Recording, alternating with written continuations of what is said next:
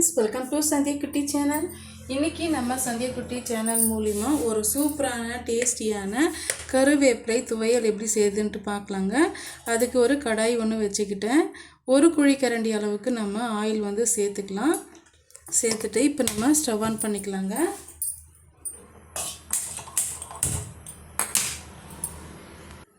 இப்போ ஆயில் நல்லா சூடாயிடுச்சு வந்துச்சு. இப்போ மீடியமான ஃப்ளேமில் வச்சுக்கலாங்க. மீடியமான ஃப்ளேமில் வச்சுக்கிட்டு 1 டீஸ்பூன் அளவுக்கு கடலைப்பருப்பு, 1 டீஸ்பூன் அளவுக்கு உளுந்து எடுத்து வச்சுருக்கேன். அதை வந்து நம்ம சேர்த்து விட்டுக்கலாம். மீடியமான தீயில வச்சு நம்ம வறுத்து எடுக்கும் போது நல்லா வந்து ஒரே ஈவனாக வறுபட்டு வரும். அதனால் வந்து மீடியமான ஃப்ளேமில் வச்சு இதை நம்ம வறுத்து எடுத்துக்கலாம். இப்போ பாருங்கள், ஓரளவுக்கு வறுபட்டு வந்திருக்கு. இந்த ஸ்டேஜில் ஒரு 10 வரமிளகாய் வந்து எடுத்து வச்சுருக்கேன். அதை வந்து சேர்த்துக்கலாங்க. இப்போ நம்ம சேர்த்துருக்க பொருட்கள் வந்து தனித்தனியாகவும் வறுத்து எடுத்துக்கலாம். டைமு நமக்கு சேவ் ஆகணுன்றதுனால நான் ஒரே சமயத்தில் இது போல் தனித்தனியாக நான் வறுத்து எடுத்துக்கிறேன். இப்போ நம்ம சேர்த்துருக்க வரமிளகாவும் நல்லா வந்து ஓரளவுக்கு செவந்து வரட்டும். நம்ம ஒவ்வொரு பொருளும் சேர்த்து வறுக்கும் போது நல்லாவே வந்து வதங்கி வந்துடுங்க. இப்போ இந்த ஸ்டேஜில் ஒரு கைப்பிடி அளவுக்கு சின்ன வெங்காயம் எடுத்து வச்சுருக்கேன். அதையும் நம்ம சேர்த்து வச்சுக்கலாம். இது கூடவே 6-7 வெள்ளைப்பூண்டு வச்சுருக்கேன். அதையும் சேர்த்துக்கலாம். சேர்த்துட்டு ஓரளவுக்கு வதங்கி வரட்டும். நம்ம சேர்த்துருக்க வெங்காயம் வெள்ளைப்பூண்டு ஓரளவுக்கு நல்லா வதங்கி வந்துருச்சுங்க. இந்த ஸ்டேஜில் ஒரு கைப்பிடி அளவுக்கு தாராளமாக நம்ம கருவேப்பிலை ஆட் பண்ணிக்கலாம். அழுத்தி பிடிச்சோம்னா ஒரு கைப்பிடி அளவுக்கு வரணுங்க. அந்த அளவுக்கு நம்ம சேர்த்துக்கணும். அப்போ தான் நம்ம சேர்த்துருக்க பொருள் எல்லாமே வந்து கரெக்டான அளவுக்கு நமக்கு இருக்குங்க. மீடியமான ஹீட்டில் வச்சுக்கோங்க. ஒரு அளவுக்கு நம்ம சேர்த்துருக்க கருவேப்பிலை நல்லா பொரிஞ்சு வரணும். பாருங்கள், இப்போ நம்ம சேர்த்துருக்க கருவேப்பிலை ஒரு அளவுக்கு வதங்கி வந்துடுச்சு.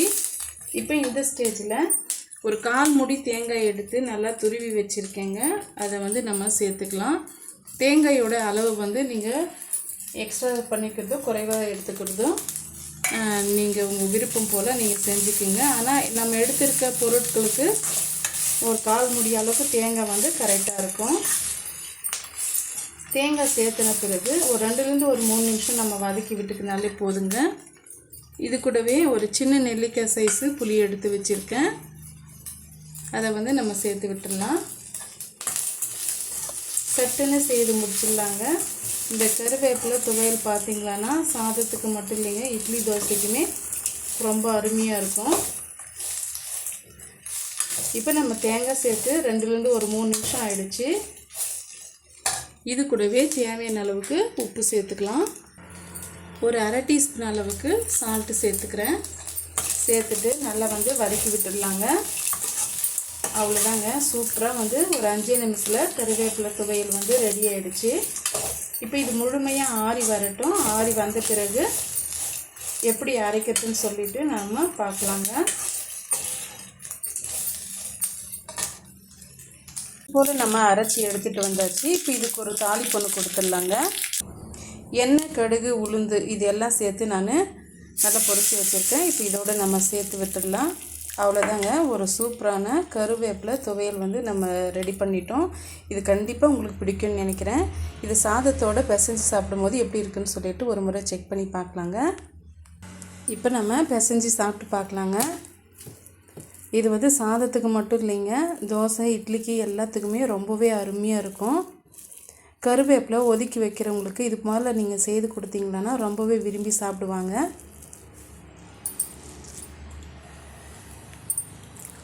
ரொம்பவே டேஸ்டியாக இருக்குங்க. இந்த கருவேப்பிலை துவையல் ரெசிபி கண்டிப்பாக உங்களுக்கு பிடிக்கும்னு நினைக்கிறேன். பிடிச்சிருந்தா மறக்காமல் சந்தியா குட்டி சேனலுக்கு சப்ஸ்கிரைப் பண்ணுங்கள், லைக் பண்ணுங்கள், ஃப்ரெண்ட்ஸ் அண்ட் ஃபேமிலியோடு நிறைய ஷேர் பண்ணுங்கள். தேங்க்யூ.